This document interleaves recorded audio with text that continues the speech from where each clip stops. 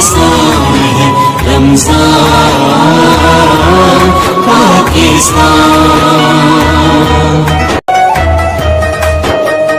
ہاتھ کسی کا پکڑو اور امداد کرو،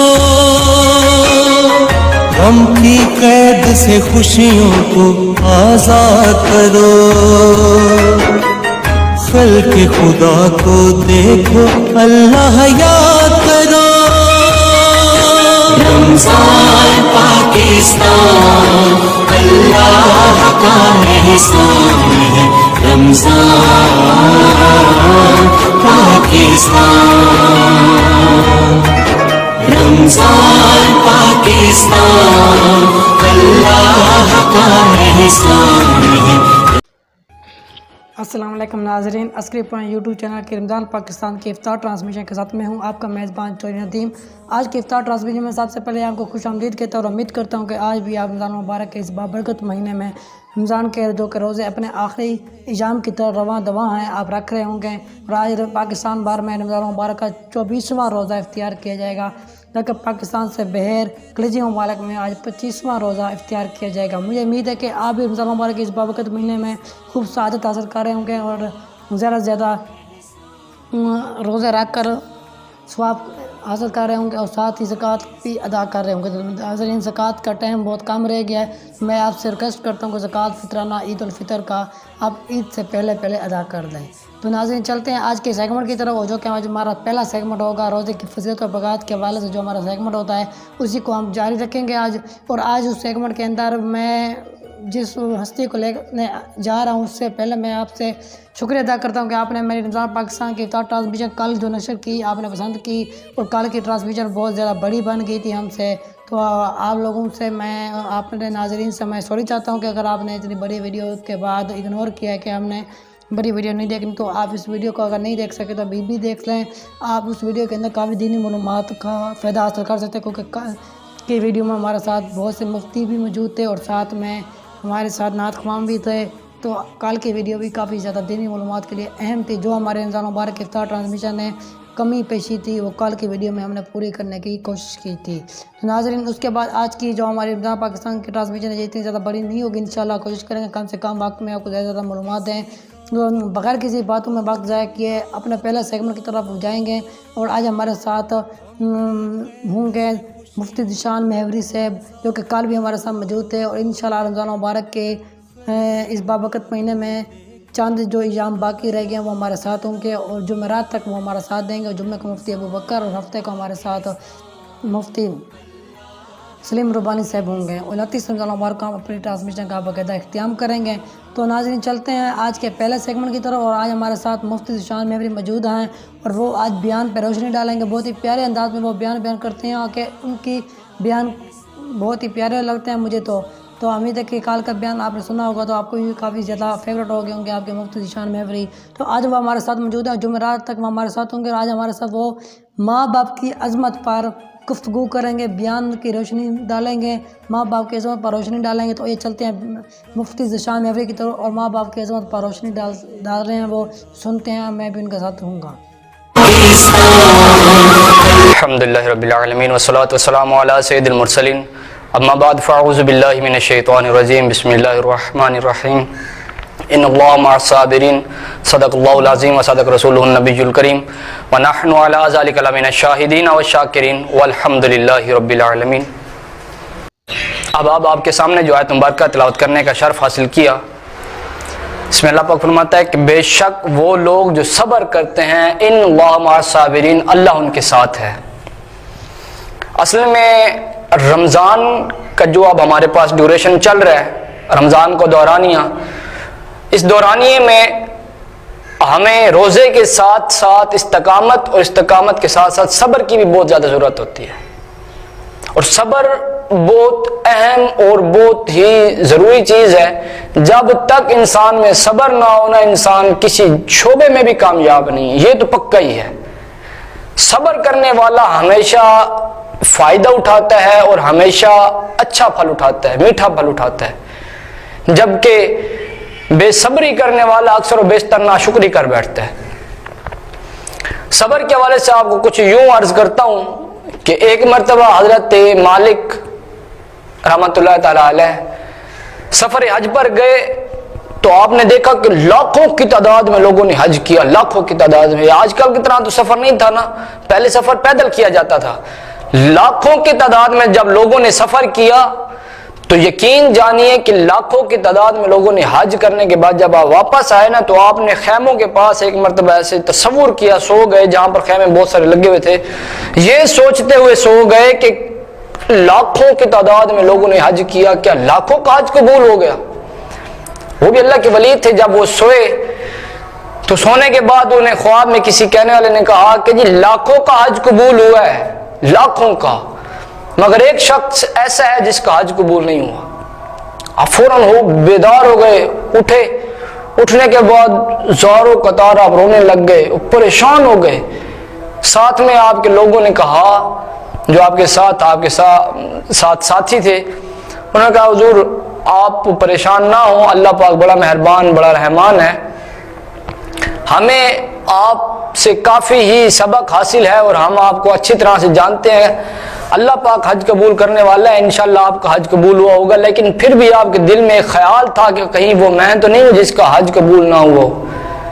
جب آپ دوبارہ سوئے تو آپ کو پھر کسی کہنے والے نے کہا کہ جی آپ کا بھی حج قبول ہوا ہے، لیکن بلخ میں ایک ایسا شخص ہے جس کا نام ہارون بلخی ہے،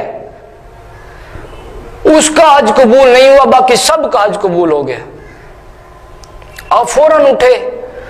اٹھنے کے بعد پھر آپ اگلے دن جب گئے نا تو آج کل کی طرح نہیں تھا حساب کہ جب ہم قریب سے بھی ہمارے کوئی گزرے اور کہے السلام علیکم تو ہم دوبارہ جواب ہی نہیں دیتے، یا اگلا منہ سے سلام کہہ دیتے، ہم صرف ساری لا دیتے ہیں. آج کل کا حساب نہیں تھا. وہاں پر وہ جو حالات تھے وہ اس انداز سے تھے کہ آپ نے دور سے کہا السلام علیکم یا اہل البلخ. جب یہ بات کی تو دور سے جب آپ نے یہ سلام پیش کیا تو تمام نے ایک ہی آواز کے ساتھ کہا وعلیکم السلام.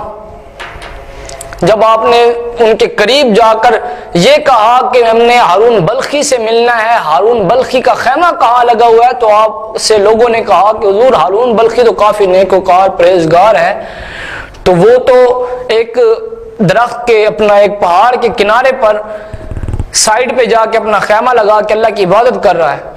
جب آپ وہاں پر گئے تو وہاں پر آپ نے جب دیکھا کہ وہ ہارون بلخی تو بیٹھا تھا، آپ نے کہا ہے ہارون بلخی، تو اس نے کہا مالک بن دینار آپ ہی ہیں نا. آ گئے تو آپ بڑے حیران ہوئے کہ اسے میرا نام بھی پتہ ہے. تو جب آپ نے کہا کہ تجھے میرا نام بھی پتہ ہے تو یہ بھی بتا دے کہ میں آیا کس لیے ہوں، میرے آنے کی وجہ بھی بتا دے. تو اس نے کہا حضور یہ میں نہیں بتا سکتا، باقی میں سب کچھ بتا دوں گا. تو آپ نے فرمایا کہ میں نے خواب میں دیکھا، کسی کہنے والے نے کہا کہ باقی سب کا حج قبول ہوا، ایک آپ کا حج قبول نہیں ہوا، اور یہ کیا وجہ ہے کہ آپ کا حج قبول نہیں ہوا؟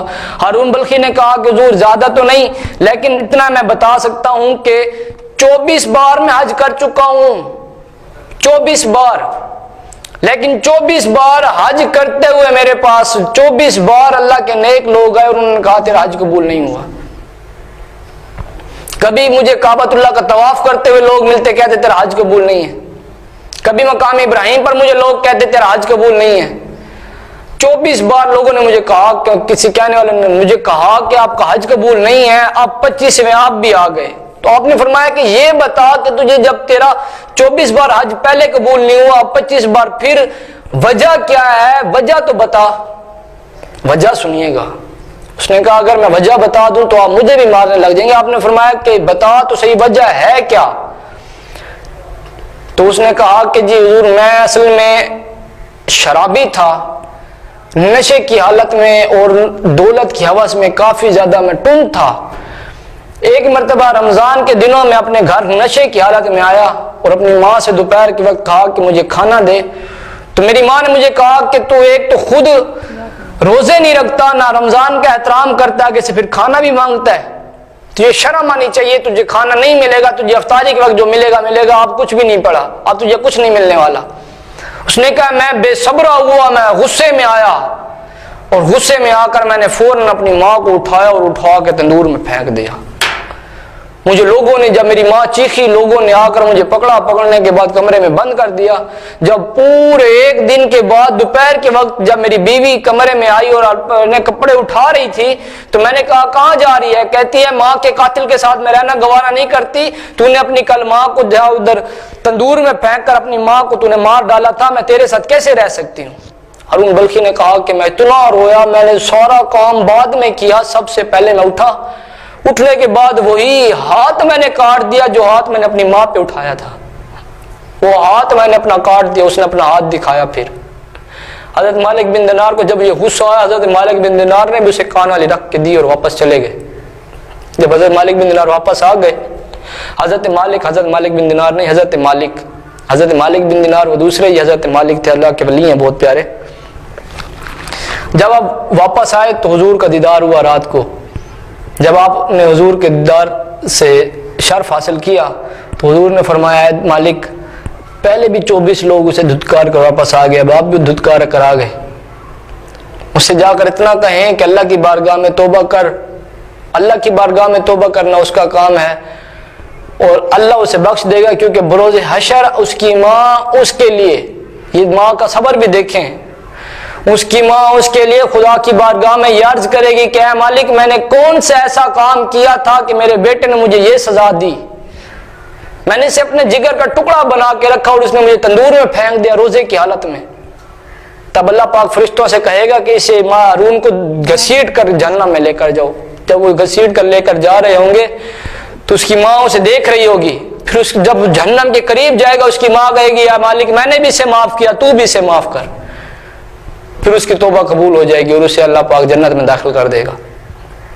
جب یہ بات حضرت مالک رحمۃ اللہ تعالی علیہ نے جب یہ جا کر بات صبح ہارون بلخی سے کہی تو ہارون بلخی رونے لگ گیا اور کہا کہ حضور تو آپ ہی کرائیں۔ آپ نے فرمایا کہ جو آپ تیری دعا قبول ہونے والی ہے اس میں زیادہ اثر ہے۔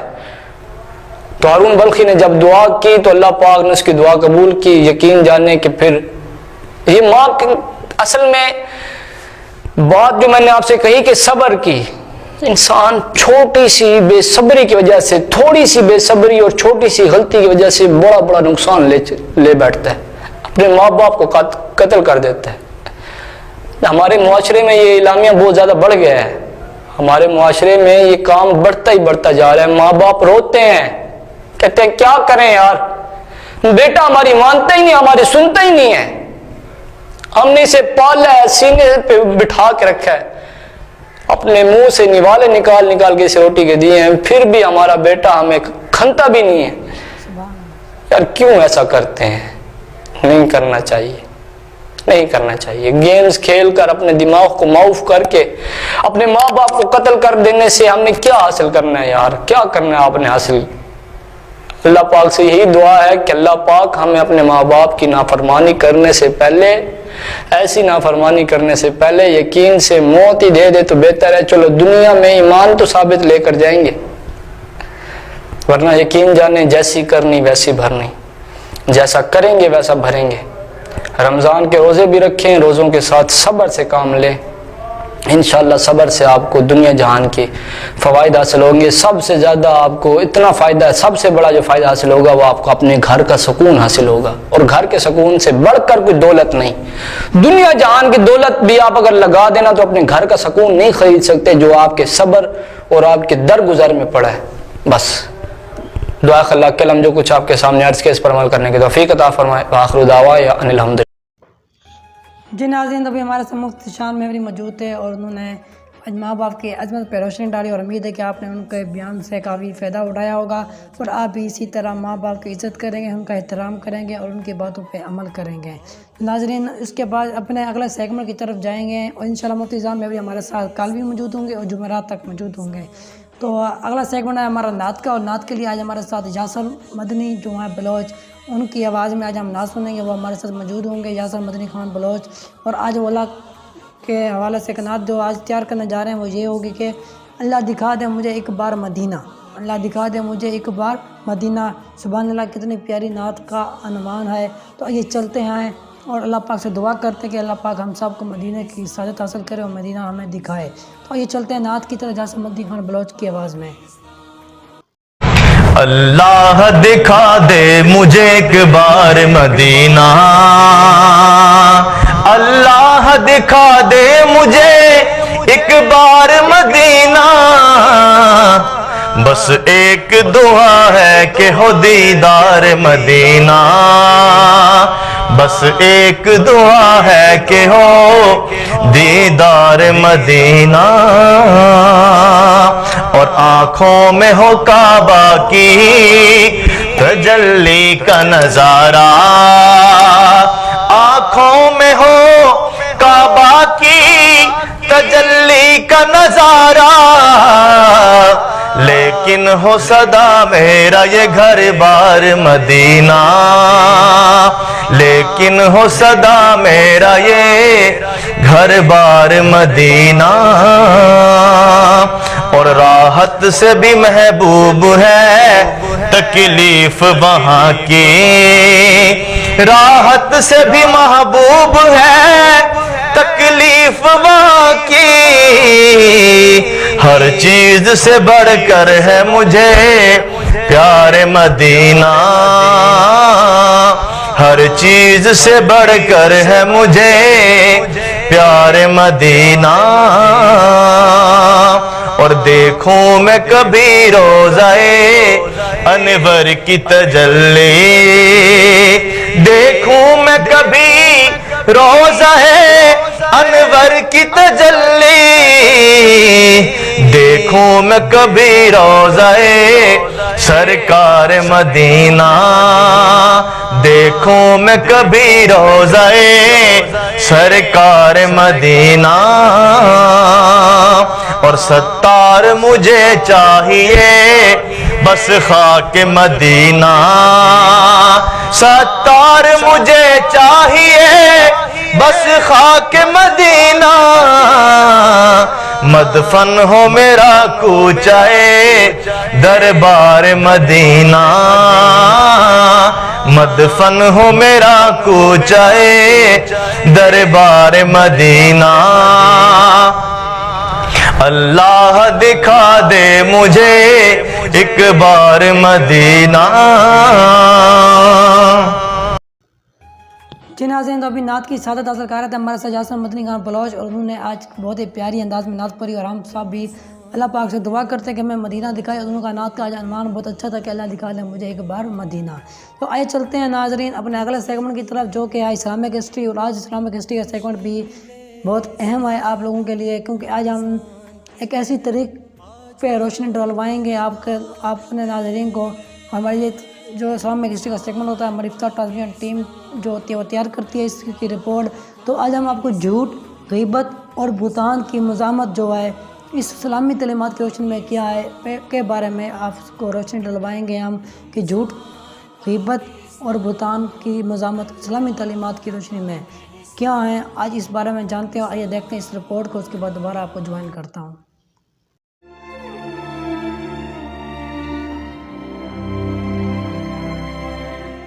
جھوٹ، غیبت اور بہتان کی مذمت اسلامی تعلیمات کی روشنی میں۔ جھوٹ گناہ کبیرہ، تمام گناہوں کی جڑ، بری خصلت اور بدترین معاشرتی برائی ہے، جس کے بارے میں نبی کریم صلی اللہ علیہ وآلہ وسلم نے ارشاد فرمایا، جھوٹ گناہ کی طرف اور گناہ جہنم کی طرف لے جاتا ہے۔ کسی شخص کے برے وصف کو اس کی پیٹھ پیچھے بیان کرنا جسے وہ سن لے تو برا مانے غیبت کہلائے گا۔ اگر وہ عیب اس میں موجود نہیں تو وہ اس پر تہمت اور بہتان ہوگا۔ غیبت کرنا مردہ بھائی کا گوشت کھانے کے برابر ہے۔ ارشاد باری تعالیٰ ہے، اے ایمان والو، زیادہ بدگمانوں سے بچو، بے شک بعض گمان ایسے گناہ ہوتے ہیں جن پر اخروی سزا واجب ہوتی ہے، اور کسی کے عیبوں اور رازوں کی جستجو نہ کیا کرو، اور نہ پیٹھ پیچھے ایک دوسرے کی برائی کیا کرو۔ کیا تم میں سے کوئی شخص پسند کرے گا کہ وہ اپنے مردہ بھائی کا گوشت کھائے؟ سو تم اس سے نفرت کرتے ہو، اور ان تمام معاملات میں اللہ سے ڈرو۔ نبی کریم صلی اللہ علیہ وآلہ وسلم نے ارشاد فرمایا،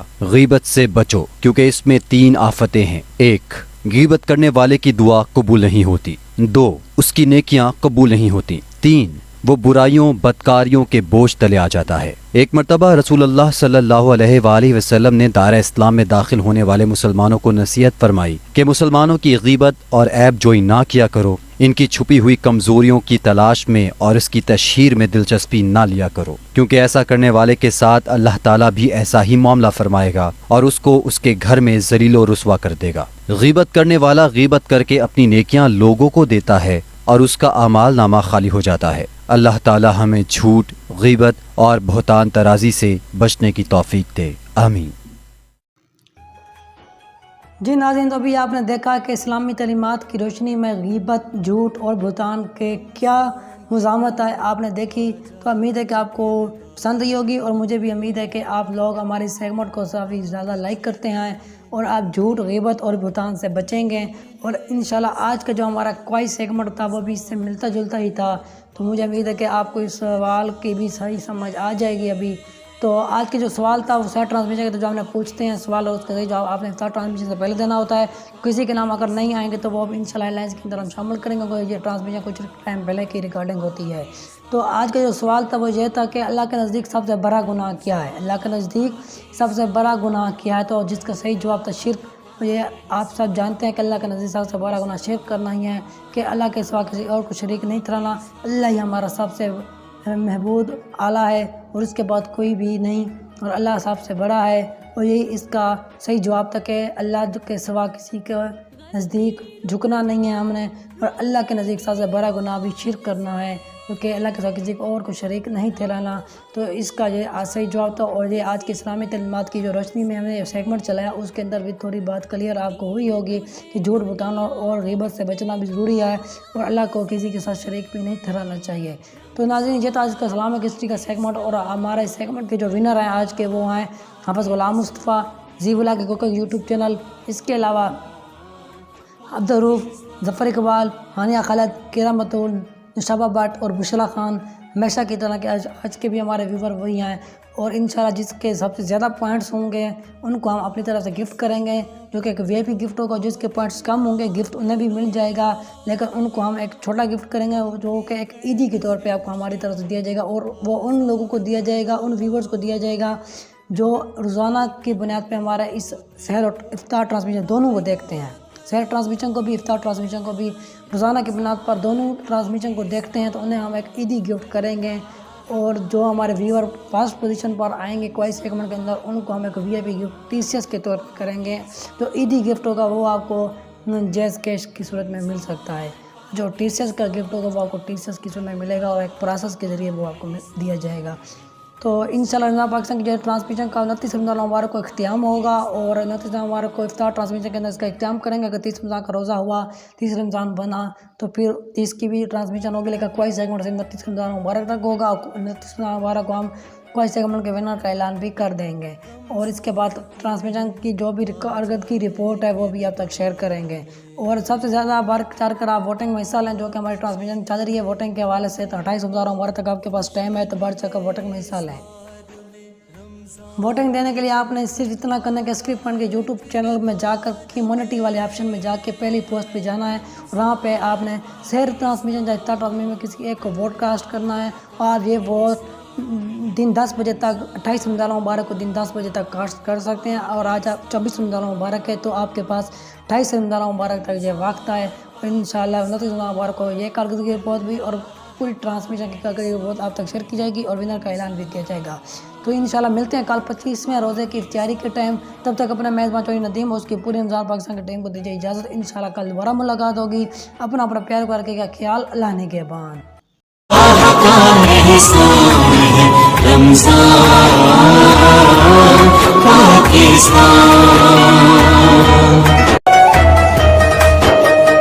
हाथ किसी का पकड़ो और इमदाद करो, गम की कैद से खुशियों को आजाद करो। खल्क़ खुदा को देखो, अल्लाह याद करो। रमज़ान पाकिस्तान अल्लाह का एहसान है। रमज़ान पाकिस्तान, रमज़ान पाकिस्तान अल्लाह का एहसान है।